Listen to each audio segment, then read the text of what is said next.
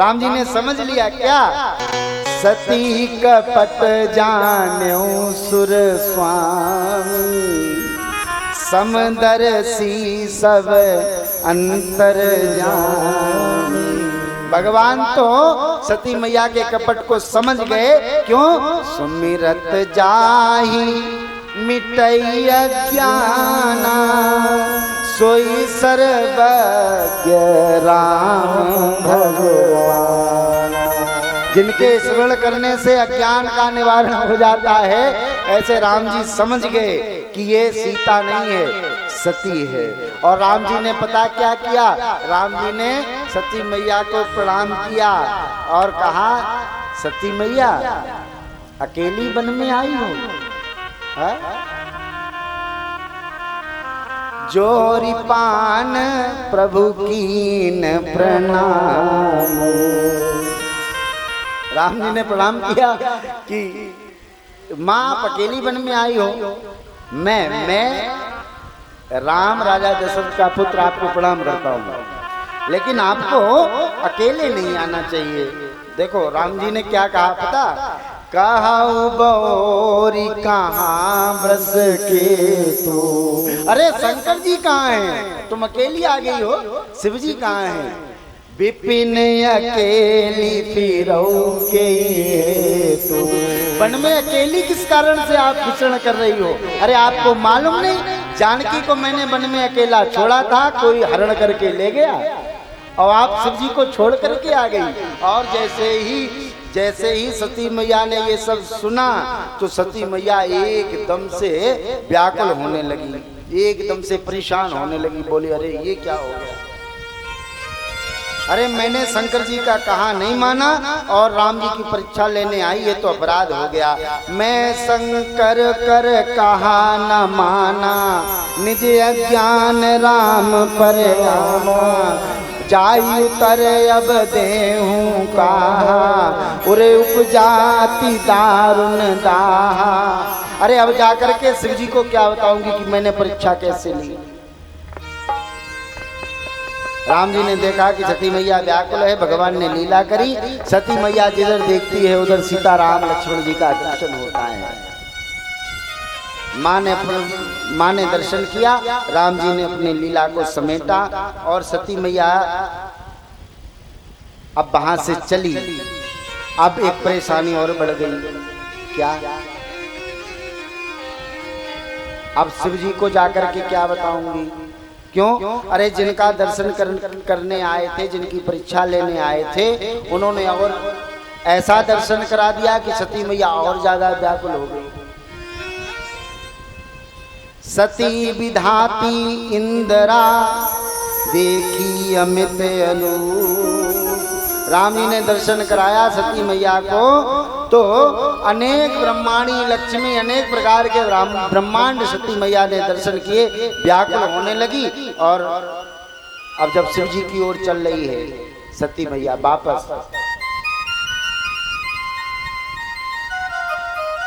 और शंकर जी के पास जब पहुंची तो शिव जी ने कहा क्यों सती मैया आ गई।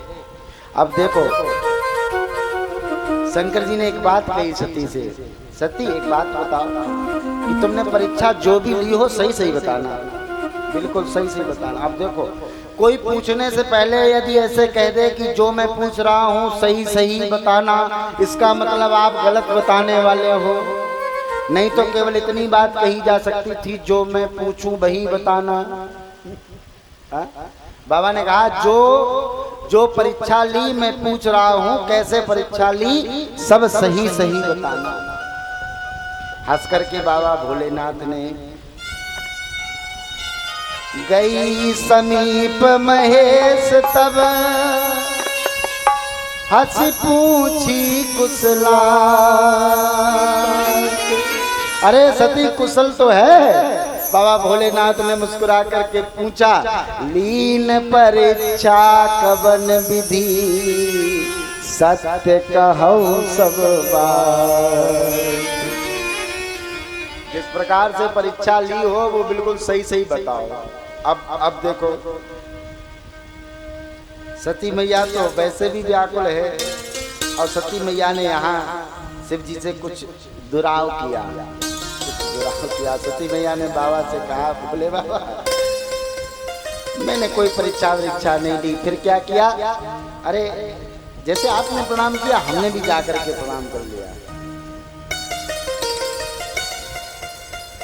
सती अम्बा कहती है, बाबा कछु न परीक्षा लीन गुसाई, करे कीन प्रणाम तुम्हारे नाही। जैसे आपने प्रणाम किया हमने भी जाकर के प्रणाम किया। आप देखो यहाँ पर दो मत हो गए मानस की चौपाई में। सती अम्बा कहती है, कीन परीक्षा कछु न परीक्षा लीन गुसाई, कीन प्रणाम तुम्हारे नाही। या तो सती मैया कहना चाहती है कि जैसे आपने राम जी को प्रणाम किया वैसे ही राम जी ने मुझे भी प्रणाम कर लिया। अच्छा वाकई में परीक्षा तो कुछ ले ही नहीं पाई, केवल रूप ही तो बना पाया, परीक्षा नहीं ले पाई। लेकिन भोले बाबा ने सोचा कि सती कुछ दुराव कर रही है। तब शंकर देखो धरि ध्याना, सती जो कीन चरित सब जानो। तब बाबा भोलेनाथ ने ध्यान धारण किया और सारी पिक्चर को देख लिया, जो जो घटना वहां पर घटी। बाबा भोलेनाथ ने हरि इच्छा भावी बलवाना, हृदय विचारत समुजाना।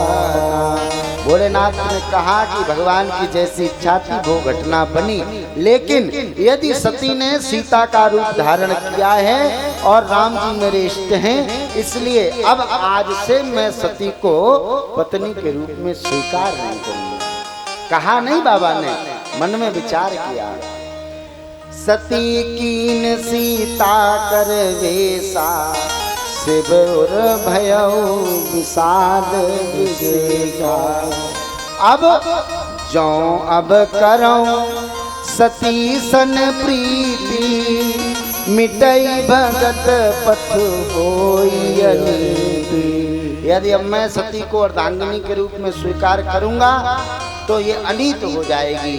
इसलिए यही तन सती भेंटे मोहे नाई, ये तन सती भेंटे मोहे नाई, यही तन सती भेंट मोहे नाई, ये तन सती भेंटे मोहे नाई।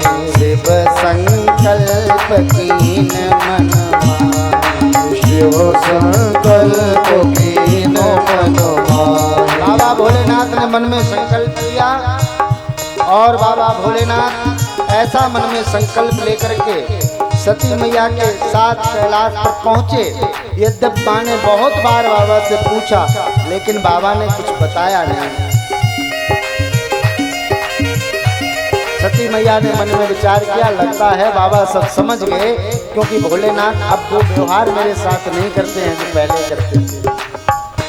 सती मैया के हृदय में बहुत ग्लानि रहती है इस बात को लेकर के, और सती मैया ऐसा विचार करती है कि यदि भोलेनाथ मुझे अर्धांगिनी के रूप में स्वीकार नहीं करते हैं तो मुझे अब इस शरीर को रख कर के कोई लाभ नहीं है, कोई लाभ नहीं है।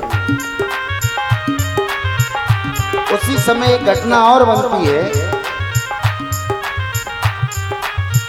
उसी समय एक घटना बनी जब बाबा भोलेनाथ सती मैया के साथ कैलाश पर निवास करते हैं और सती मैया के मन में ग्लानि रहती है। उस समय बाबा भोलेनाथ माँ को अर्धांगिनी के रूप में स्वीकार नहीं करते और जाकर के समाधि में बैठ गए। समाधि में बैठ गए बाबा।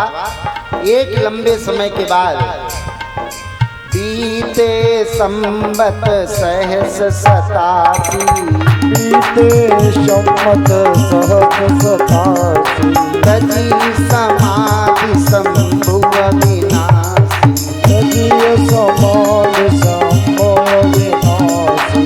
87,000 वर्ष की तपस्या में बाबा बैठ गए और उसके बाद भोलेनाथ की जब